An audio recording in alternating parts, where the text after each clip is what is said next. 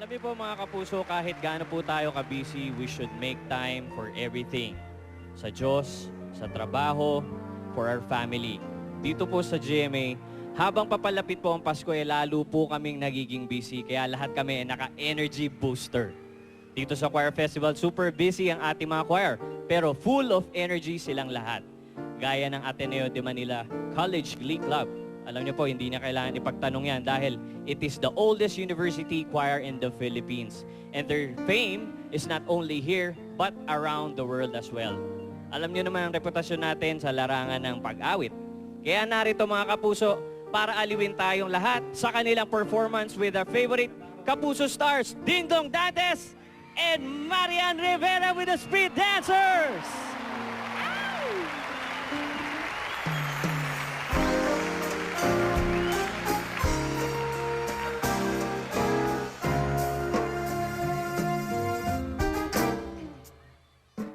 Pasko na, sinta ko, hanap kita, bakit natatampo?